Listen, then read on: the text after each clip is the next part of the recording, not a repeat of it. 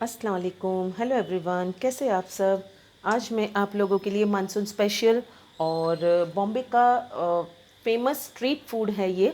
और ये kids lunch box ideal recipe है, इसलिए मैं आप लोगों के लिए लेके आई हूँ। और इसका नाम बता दूँ आपको इस रेसिपी का, इसका नाम है चीज़ी ब्रेड पुडला। वैसे तो ये बिना चीज़ भी वहाँ आप ऑर्डर करोगे तो बिना चीज़ भी मिलता है, चीज़ वाला भी मिलता है, पर मैं बच्चों के लिए आइडियल रेसिपी बन जाए इसलिए वहाँ पे जो चीज़ वाला मिलता है मैं उसकी रेसिपी लेके आई हूँ। और ये ज़्यादातर के दो तरीके से बनता है, एक तो बेसन में बनता है और एक है मूंग दाल और चना दाल को भिगोकर उसका बैटर बना के भी बनता है। बट मैं आज आपको घर में इजीली आपके पास बेसन अवेलेबल होता है तो सुबह की भाग दौड़ में आप उसे इजीली बना सको, इसलिए मैं आपको आज बेसन में दिखाती हूँ। अगली बार जब दूसरे तरीके से मैं आपको बताऊंगी उसमें मैं आपको दाल कैसे भिगोकर बनाना है वो भी बताऊंगी। तो आइए सबसे पहले हम यहाँ पे बेसन को हम भिगोएंगे।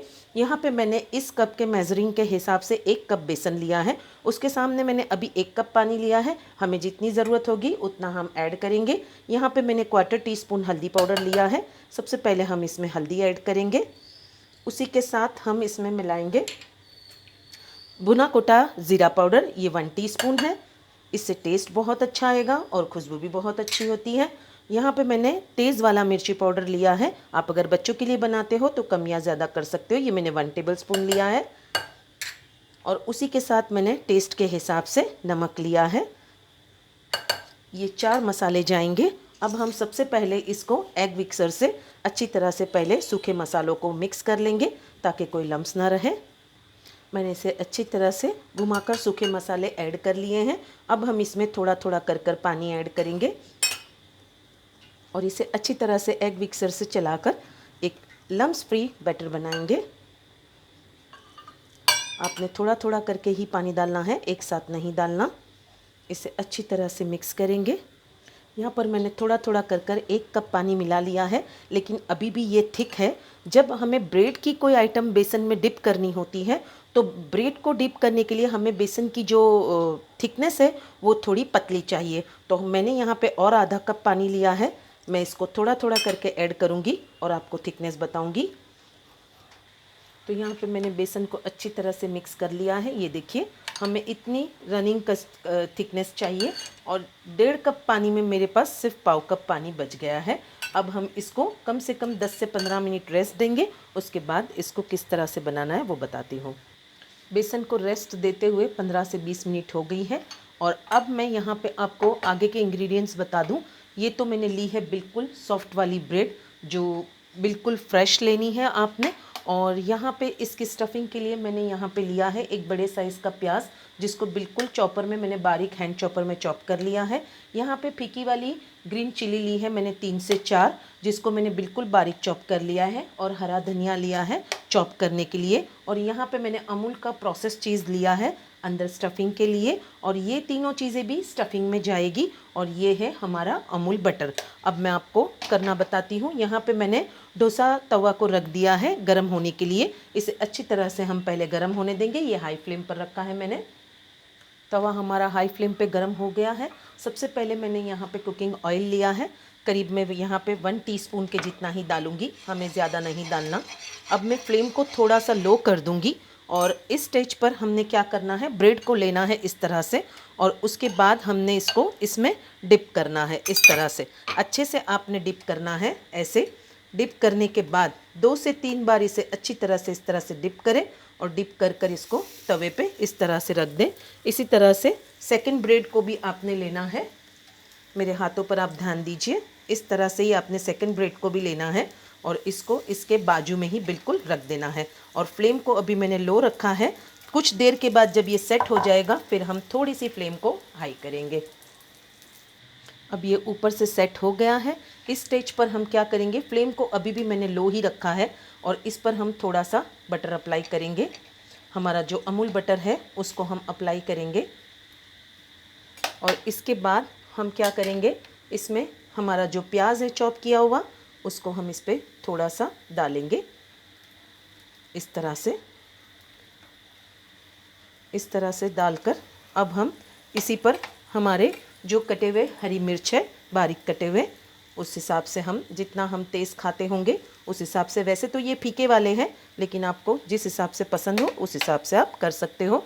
बच्चों के लिए बना रहे तो आप स्किप भी कर सकते हो। अब हम इस पे डालेंगे हमारा हरा धनिया। हरा धनिया डालने के बाद अब हम इसको करेंगे फ्लेम को हाई करके अब हम इसको टर्न करेंगे।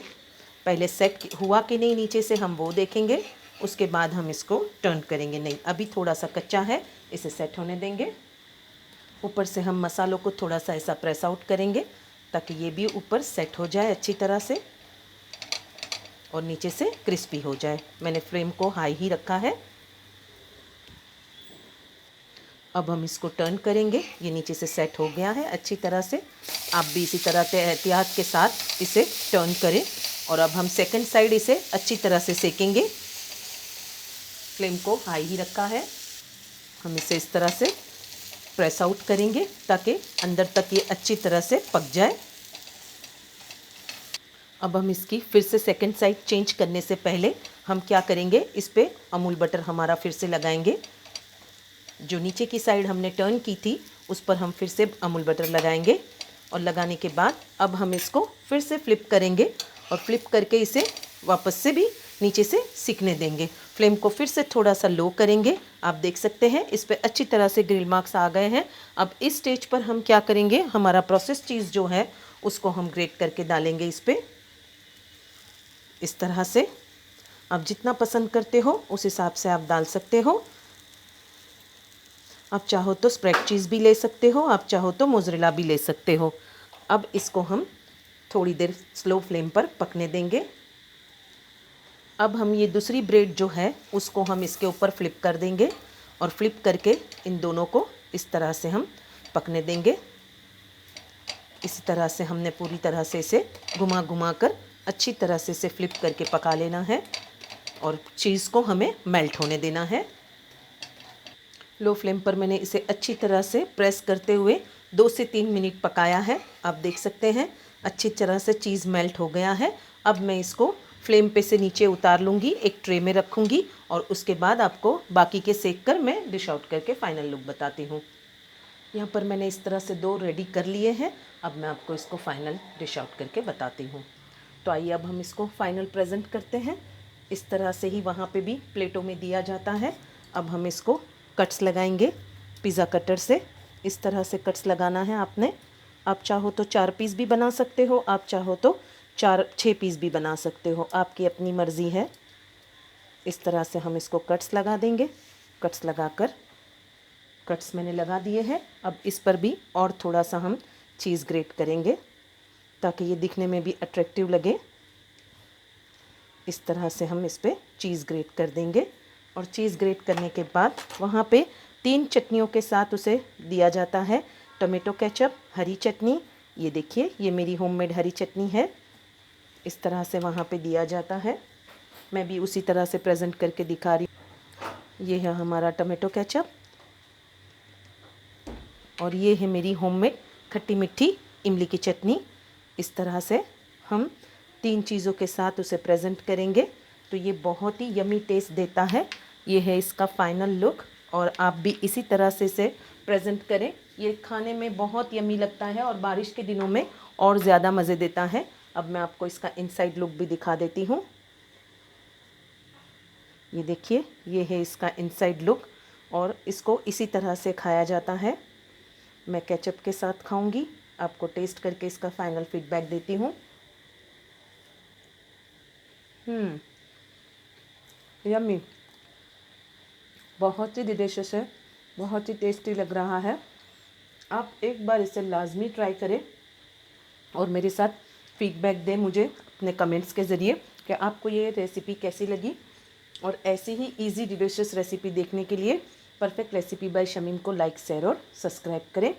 तो ये है हमारा बॉम्बे स्ट्रीट फूड फेमस बेसन पुडला या ब्रेड पुडला भी आप इसे बोल सकते हो। और ये है हमारा इसका फाइनल लुक चीज़ी ब्रेड पुडला का। अल्लाह हाफिज़, टेक केयर।